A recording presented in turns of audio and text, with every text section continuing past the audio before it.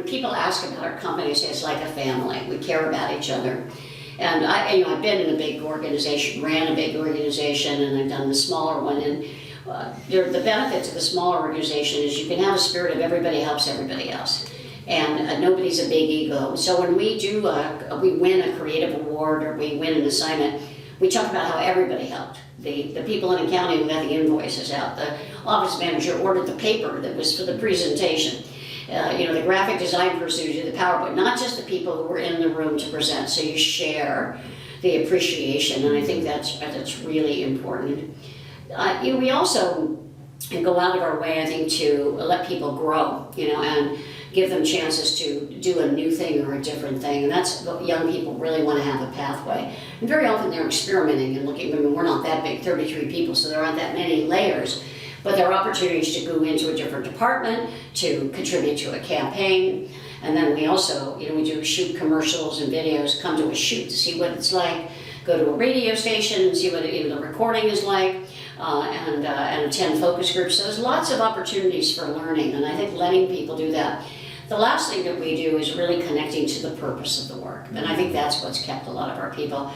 I go out of my way at those status meetings, and I feel sometimes, again, the self-consciousness is a problem I have. I think a lot of leaders probably feel that way.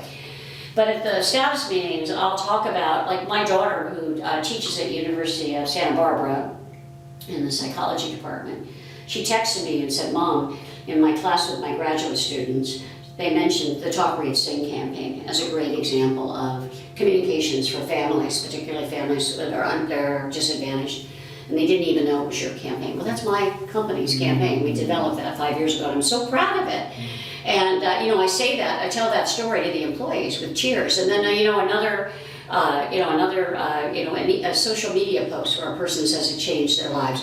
Remembering those anecdotes and talking about those with employees so that they know we're doing good with good communications in the world, but is it really having an impact? And you have to bring that alive and remind people of that. It's also a part of our mantra, one of our values is accountability. Let's measure what we do.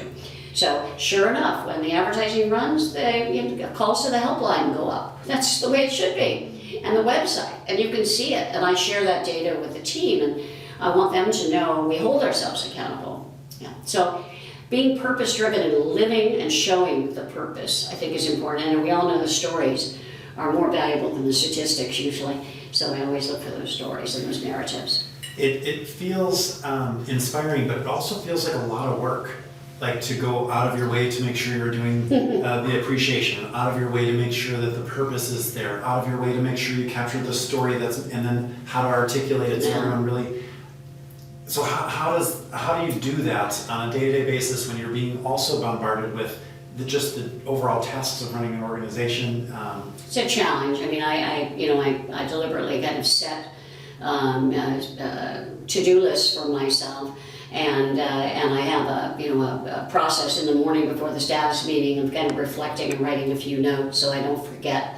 But otherwise I've got the million emails coming in from the weekend, etc. So you have to work at it. It's not easy, but it's become kind of a part of who I am as a person. But for a leader who's wanting to move in this direction, so take this morning couple minutes of. So what is that? What is that exercise? Yeah. So that's actually before you meet with your team. Writing down on your pad what you're grateful for from each of those individuals, their name and something they did. And then in my book, what I do is I have it in front of me, and it depends on what the nature of the meeting, but it's almost like a checklist. I want to acknowledge that person and that person. I don't do it like all in a row. I try to blend it somewhere, but it's written down. And then I have this practice of walking around and recognizing people for work.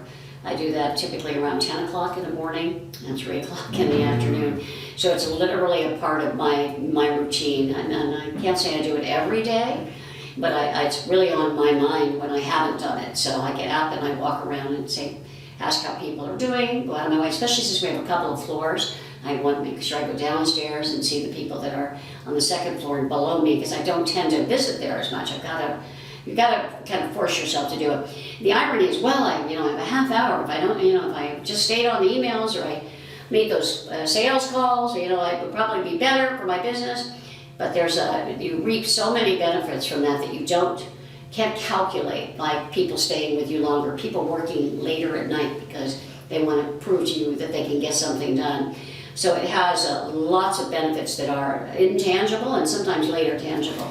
And this is something I think just to ask because yes, it's important I think for people to hear there are benefits, but intentionally, from an intention standpoint, you're not doing it. No. For the benefit. And so how do you recommend people making sure they're doing it authentically? Mm-hmm. They're not doing it with an agenda. Okay, I heard Renee say these sound, it makes sense, but I'm only going to do it because I want a team that stays late and works hard. Right.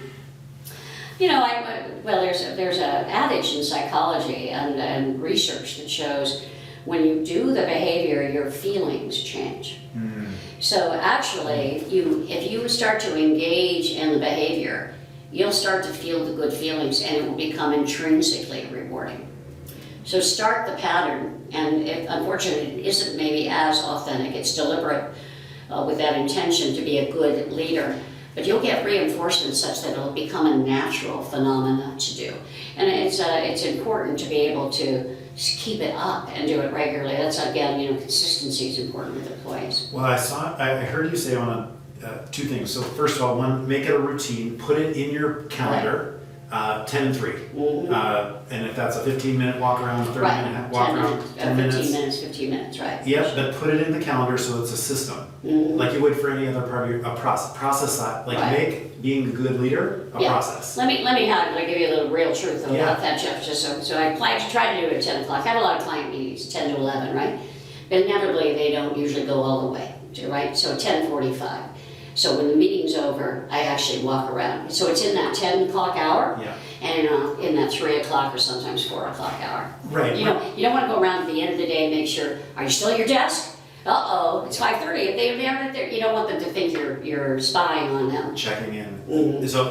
So even that, the timing is even Timing is important. thoughtful. And don't make it a business check-in. It's really personal. You look great today. I'm sure many of us, all your employees always have things going on in their lives, or they're planning a trip. How's the planning? Are you getting excited? One of my employees is going back to India for 6 weeks, and so asking her about that, the wedding she's going to participate in. How's your weekend?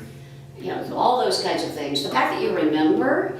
One of them has a dog that unfortunately has lost the feeling in his last back legs, and they bought him a little wheelchair cart. How is that working? And you're welcome to bring him into the office. I'd love to see him again. His name is Monty. Those kinds of things. And I think I take it to heart. I really care about my employees. I want them to be happy people, and I appreciate. They work hard for us, so we have to show genuine appreciation for that. Well, this idea of really caring and getting to know them as people, as well as talent or one part of the team, that they're a full person with a bunch of life happening as well. So that feels like another nugget for leaders is to get to know your people.